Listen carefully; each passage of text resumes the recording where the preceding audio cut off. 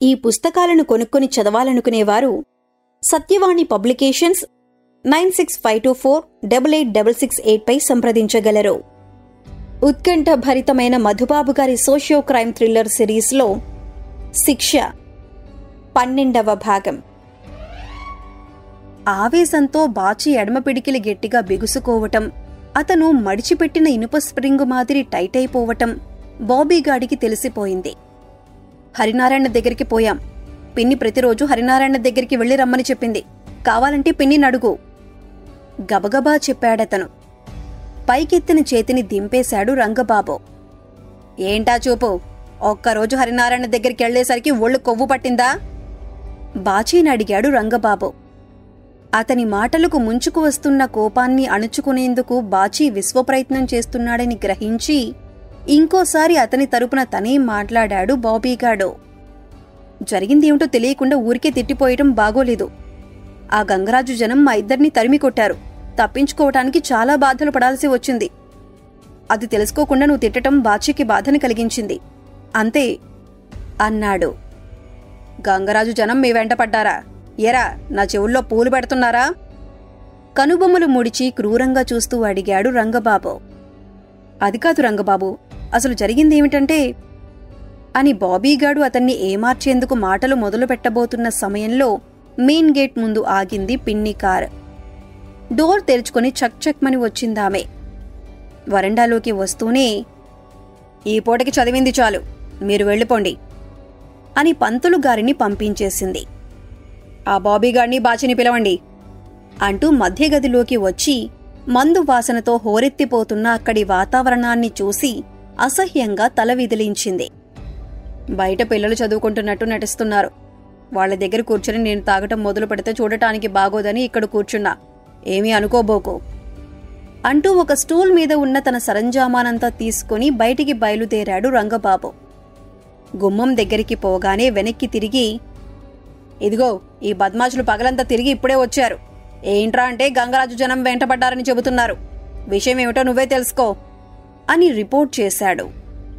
ఏరా బాచిగాడా, రంగబాబు చెబుతోంది నిజమేనా? కుర్చీలో కూర్చుంటూ అడిగింది పిన్ని.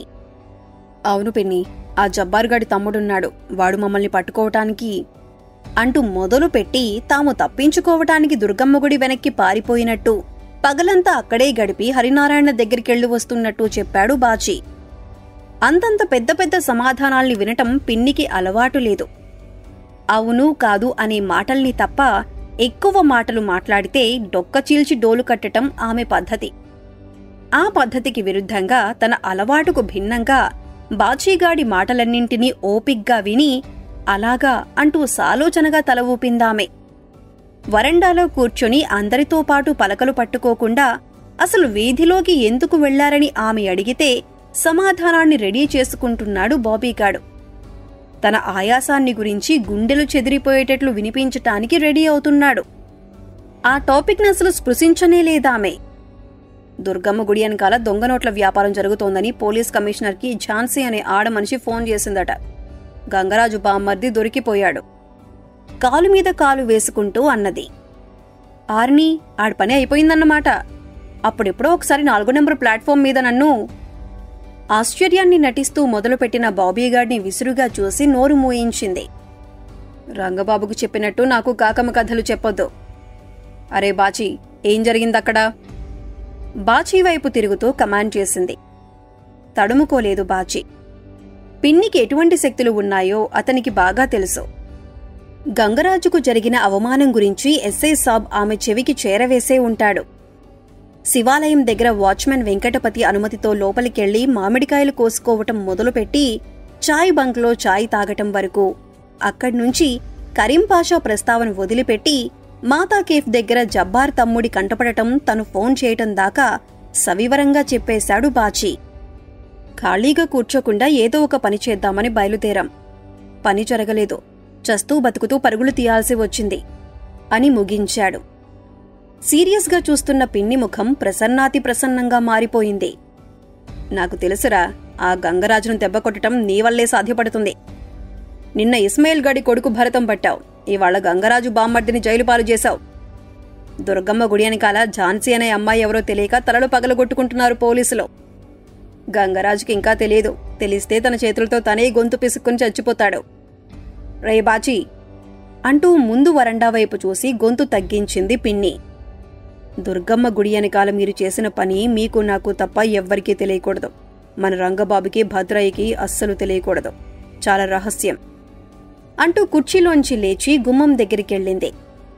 తమ సంభాషణ ఎవరూ వినటం లేదని నిశ్చయం చేసుకుని, అరే బాచీ, రేపట్నుంచి నువ్వు బాబీగాడు ఇద్దరూ తిరిగి నేను చెప్పేదాకా పనిలోకి పోకండి. పొద్దుట్నుంచి సాయంత్రం దాకా గంగరాజు మీద ఒక కన్నేసి ఉంచండి అని కూడా చెప్పింది. అలాగేనన్నట్లు తల ఊపాడు బాచీ. రంగబాబుకి ఈ విషయం తెలియకూడదు. అతను అడిగితే మీ అంతటి మీరు బలాదూరు తిరుగుతున్నట్టు చెప్పండి. తను 2 దెబ్బలు వేసినా విషయం బయటపెట్టకూడదు. అర్థమైందా? ఆ మాటలకు కూడా తల ఊపాడు బాచీ. సరే, మీరు వెళ్ళి అన్నం తినండి. ఖతియా బేగంకి నేను చెప్పమన్నానని చెప్పి కాస్తంత పెరుగు కూడా వేయించుకోండి. వెళ్ళండి ఆర్డర్ ఇచ్చిందామె. బతుకు జీవుడా అనుకుంటూ మధ్య గదిలో నుంచి బయటికి వచ్చేశారు స్నేహితులిద్దరూ. అరే బాచీ, రంగబాబుకి తెలియకుండా అని మాటలు మొదలు పెట్టబోతున్న బాబీగాడి పాదం మీద బలంగా అదిమి నోరు మూయించాడు బాచీ. సరైన సమయంలో ఆ పని చేశాడతను. చేయకుండా ఉన్నట్లయితే ఆ మాటలు రంగబాబుకి, అతని పక్కనే ఉన్న భద్రయ్యకి వినపడి ఉండేవి. ఏంట్రా, పిన్ని మీతో చేస్తున్న మంతనాలేమిటి? ఏం చెబుతోంది? గోడ పక్కనే కుర్చీ వేయించుకుని కూర్చున్న రంగబాబు అడిగాడు. అతన్ని గమనించలేనందుకు తనను తానే తిట్టుకుంటూ అమాయకంగా, నాతో ఏమీ చెప్పలేదు. అన్ని మాటలు ఈ బాచీకే చెప్పింది అన్నాడు బాబీగాడు. ఏరా, ఏం చెప్పింది? రెట్టించాడు రంగబాబు. గాలిపటాల గంగరాజు జనం శివాలయం దగ్గర అదే పనిగా తచ్చట్లాడుతున్నారని మన చాయ్ బంక్ ఓనర్ చెప్పాడు. మమ్మల్ని అటుకేసి పోవద్దని అన్నది. వీధుల్లో తిరిగితే తోలు ఒలిచేస్తానని చెప్పింది. కనురెప్ప కూడా కదిలించకుండా చెప్పాడు బాచీ. మీరిద్దరూ బడా బద్మాష్లో. మీరు నా దగ్గర ఏదో విషయం దాస్తున్నారు. పిన్ని వెళ్లిపోయిన తర్వాత ఇవాళ మీ ఇద్దరికీ నా చేతుల్లో చావు రాసిపెట్టి ఉంది, అంతే అన్నాడు రంగబాబు. అతని వంక, అక్కడ ఉన్న భద్రయ్య వంక ఓరగా ఒక చూపు చూసి నెమ్మదిగా ముందుకు అడుగు వేశాడు బాచీ. అంతకు కొన్ని క్షణాల ముందే అన్నం బెల్లు మోగించింది ఖతియా బేగం. బాబీగాడు, బాచీ ఇద్దరూ పిన్నితో ఏదో విషయం మాట్లాడుతున్నారని తెలియటం వల్ల వాళ్ల వాటా అన్నాన్ని ముందుగానే తీసి ఒక పక్కన పెట్టి ఉంచింది. పెళ్లి నడకలు నడుస్తూ వస్తే ఖాళీ కడుపులతో పడుకోవాల్సి వస్తుంది. రండ్రా, త్వరగా రండి. అవతల నాకు బోలెడు పనులున్నాయి. వాళ్ళని చూడగానే గయ్యమంటూ ఒక అరుపు అరిచిందామె. గబగబా పోయి ఆమె అందించిన సత్తుపళ్ళాన్ని తీసుకుని ఒక పక్కన కూర్చున్నారు వాళ్ళిద్దరూ. ఇదిగో, ఇవాళ మాకు కాస్తంత పెరుగు వెయ్యమని పిన్ని నీతో చెప్పమంది.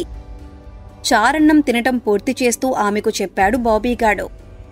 పెరుగేమిట్రా, పిన్ని చెబితే మీ ఇద్దరికి ప్రతిరోజూ పలావు కూడా వండి పెడతాను. పట్టు అంటూ వంటగదిలో ఉన్న ఒక పాత్రను తీసుకువచ్చి అతని పళ్ళెంలోకి కొద్దిగా వంపింది ఖతియా బేగం. బాచీ పళ్ళెంలో మాత్రం మొత్తం పోసేసింది. అదేంటి, వాడికి అంతెక్కువ ఎందుకు పోసావు? ఆశ్చర్యంగా అడిగాడు బాబీగాడు. నా ఇష్టం వచ్చిన వాళ్ళకి ఇష్టం వచ్చినంత పోసేస్తాను. ఎవడు బే నువ్వు అడగటానికి? నోరు మూసుకొని తినకపోతే చెంపలు పగిలిపోతాయి, తిను అంటూ అతని మీద విరుచుకుపడింది ఖతియా బేగం. ఆ బెదిరింపుల్ని లక్ష్యపెట్టక ఏదో కామెంట్ చేయబోయిన బాబీగాడ్ని చూపులతోనే ఆపేశాడు బాచీ. ఖతియా బేగంకి మళ్లీ మనతో ఏదో పని పడినట్టుంది. అనవసరమైన పిచ్చి మాటలు మాట్లాడకుండా నీ తిండి నువ్వు తిను. పెరుగు కావాలంటే నా పళ్ళెంలో తీసుకో అంటూ అతని సమాధానం కోసం ఎదురు చూడకుండా తన పళ్ళెంలో 3 పెరుగును అతని పళ్ళెంలోకి వంపాడు. వద్దురా, ఏదో మాట వరుస కన్నాను, నీ పెరుగు నాకొద్దు అన్నాడు బాబీగాడు. అనటమైతే అన్నాడుగాని తన పళ్ళాన్ని ఎత్తనూ లేదు, బాచీ పళ్ళెంలోకి వంపనూ లేదు. ఆత్రంగా జుర్రుకుంటున్న అతని వంక చూసి నవ్వుకుంటూ నీళ్ల తొట్టి దగ్గరికి పోయాడు బాచీ. ఏరా బాచీ, తినటం అయిపోయిందా? వంటగది గుమ్మంలో నిలబడి అడిగింది ఖతియా బేగం. శుభ్రంగా కడిగిన పళ్ళాన్ని గది ముందు గోడకి ఆనిస్తూ అయ్యిందన్నట్లుగా తల ఊపాడు బాచీ. అరే బాచిగాడా, పిన్ని వెళ్లిపోయిన తర్వాత మనం ఒకసారి మార్కెట్ దగ్గరికి పోయి రావాలి. తోడొస్తావా? ఇంటి పక్కన ఉన్న రంగబాబుకి వినపడకుండా రహస్యంగా అడిగింది ఖతియా బేగం. అదేంటి, నిన్ననేగా ఈ జన్మలో వాడి ముఖం చూడనని చెప్పావు? అంతలోనే మనసు మారిపోయిందా? అడిగాడు అప్పుడే వచ్చిన బాబీగాడు. నువ్వు నోరు మూసుకోరా అంటూ అతన్ని గద్దించి, పిన్నితో చెప్పు మార్కెట్ దగ్గర మీ బాబాయిని చూసొస్తానని, మమ్మల్ని తోడు తీసుకుపోతానని చెప్పు అని ఖతియా బేగంకి చెప్పాడు బాచీ. చెబుతాన్రా, అట్టాగే చెబుతాను. నాకేమైనా భయమా? మా బాబాయ్ దగ్గరికి పోవటానికి భయం దేనికి అంటూ అప్పటికప్పుడు పిన్నిని కలవటానికి గాను వరండా వైపు కదిలింది ఖతియా బేగం. తను వెళ్లేది బాబాయ్ దగ్గరికి కాదు, ఆమె వైపే నిశితంగా చూస్తూ అన్నాడు బాబీగాడు. ఎవరి దగ్గరికి పోతే ఎందుకురా మనకి? పిన్ని ఒప్పుకుంటే ఇవాళ్టికి రంగబాబు పీడ వదిలిపోతుంది. పిన్ని వెళ్లిపోయిన తర్వాత వాడు మన జోలికి రాలేడు అంటూ అక్కడే కూర్చున్నాడు బాచీ. 2 నిమిషాల్లో తిరిగి వచ్చింది ఖతియా బేగం. ఒప్పుకుందిరా బాచిగాడా, ఎప్పుడు లేనిది అడగ్గానే పర్మిషన్ ఇచ్చేసింది. ఏమైంది వాళ్ళ పిన్నికి? ఆశ్చర్యంగా అడుగుతూ అప్పటికప్పుడు వంటగదిని శుభ్రం చేయటం మొదలుపెట్టిందామె. 9:30 కావస్తుండగా మధ్యగదిలో నుంచి బయటికి వచ్చింది పిన్ని. చుట్టూ ఒకసారి చూసి తన కారు దగ్గరికి బయలుదేరింది. ఇవాళ రాత్రికి ఇక్కడే పడుకుంటాను ముద్ద మాటలతో తూలుతూ ఆమె దగ్గరికి పోయి చెప్పాడు రంగబాబు.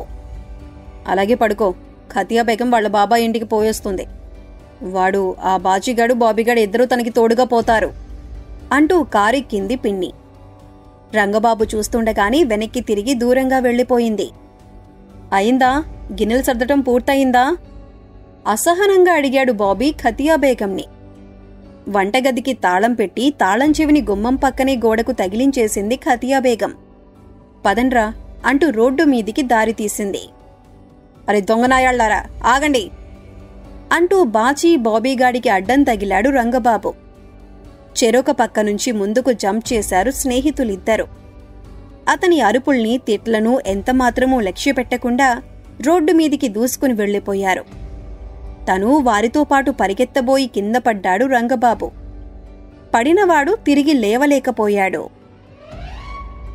1 గంటసేపు మీరిక్కడే నిలబడండి అంటూ మార్కెట్లోకి పోయింది ఖతియా బేగం. 12 గంటలప్పుడు బీట్ కానిస్టేబుల్స్ వచ్చి మార్కెట్ అంతా కలియ తిరుగుతారు. అనుమానం వచ్చిందంటే తీసుకుపోయి స్టేషన్లో కూర్చోబెడతారు. లేనిపోని రిస్క్ తీసుకుంటోంది ఖతియా బేగం. కూరగాయల కొట్టుతో సంబంధం ఎప్పుడో కొంపు ముంచేస్తుంది. ఫుట్పాత్ మీద కూర్చుంటూ అన్నాడు బాచీ. బాగా చలిగా ఉందిరా, బీడీ తెచ్చుకుందామా అడిగాడు బాబీగాడు. అక్కడ్నుంచి లేచి దగ్గర్లో ఉన్న సెంటర్కి పోయారు వాళ్ళిద్దరు. అక్కడ ఉన్న కాకా హోటల్లో వేడివేడి టీ తాగి చెరుక సిగరెట్ వెలిగించుకున్నారు. అంతకు ముందు రోజు వరకు అతి స్టైల్గా కాల్చేవాడు బాబీగాడు. ఆ రోజు 2 సార్లు పొగ పీల్చేసరికి గుండెలు పట్టుకుపోయిన సెన్సేషన్ కలిగింది. అదే పనిగా దగ్గి చేతిలో ఉన్న సిగరెట్ని పారేశాడు. నాకేదో అయిపోతోందిరా, నేను చచ్చిపోతానేమో అనిపిస్తోందిరా. అతిగా దగ్గటం వల్ల నీళ్లతో నిండిపోయిన కళ్లను షర్ట్కు తుడుచుకుంటూ అన్నాడు. నువ్వేమీ చచ్చిపోవు, నీకేమీ కాలేదు. రేపు ఆసుపత్రికి పోయి మందులు తెచ్చుకుందాం, భయపడకు అంటూ ధైర్యం చెప్పి వెనక్కి తీసుకొచ్చాడు బాచీ. అంతకుముందు కూర్చున్న స్థలంలోనే కూర్చుని ఖతియా బేగం కోసం వెయిట్ చేయాలని అతని ఉద్దేశం. ఆ స్థలం ఇంకో 10 గజాల దూరం ఉన్నదనగానే బ్రేక్ పడింది అతని ఉద్దేశానికి. రేయ్, ఎవర్రా మీరు? ఎంత రాత్రివేళ ఇక్కడేం చేస్తున్నారు? కరకరలాడుతున్న కంఠంతో అడిగాడు పొట్టిగా లావుగా ఏనుగు మాదిరిగా ఉన్న వ్యక్తి ఒకతను. ఒంటరిగా లేడతను. వెంట ఇంకో 3 దృఢకాయులున్నారు. మేం రోజు ఇక్కడే పడుకుంటాం. తెల్లవారుజామున మార్కెట్కి వచ్చేవాళ్ల మూటలు మోస్తూ ఉంటాం తడుముకోకుండా చెప్పాడు బాచీ. మార్కెట్కి సంబంధించిన వాళ్లమని చెబితే ఏ విధమైనటువంటి అబ్జెక్షన్ ఉండదని, వాళ్లు ఇక తమ జోలికి రారని అనుకున్నాడతను. అయితే అతి దారుణంగా తప్పిపోయింది అతని అంచనా. మార్కెట్ లేదు, గిర్కెట్ లేదు. చిన్నపిల్లలు ఈ టైంలో ఇటువంటి ప్రదేశాల్లో ఉండకూడదు. వెళ్ళిపోండి, ఇంకెక్కడికైనా పోయి పడుకోండి. శృతి మార్చకుండా అదే స్పీడ్లో ఆర్డర్ ఇచ్చాడు ఏనుగులా ఉన్న వ్యక్తి. మేమెక్కడికి పోము, ఇక్కడే ఉంటాం. బాచీ తన పక్కన ఉన్నాడన్న ధైర్యంతో మొండిగా సమాధానమిచ్చాడు బాబీగాడు. అతనలా ఎదురు మాట్లాడతాడని బాచీ అనుకోలేదు. ఏమాత్రం అనుకుని ఉన్నా చటుక్కున అతన్ని ఆపి ఉండేవాడు. లేదా దెబ్బ ఒంటిమీద పడకముందే అవతలికి లాక్కుపోయి ఉండేవాడు. అటువంటి పనులు చేయటానికి అతనికి అవకాశం లభించలేదు.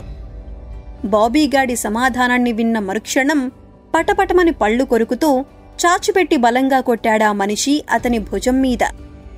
టన్ను బరువున్న కాంక్రీటు దిమ్మేదో వచ్చి తనకు అకస్మాత్తుగా తగిలినట్టు బాధగా అరిచి 6 అడుగుల అవతలికి తూలాడు బాబీగాడు.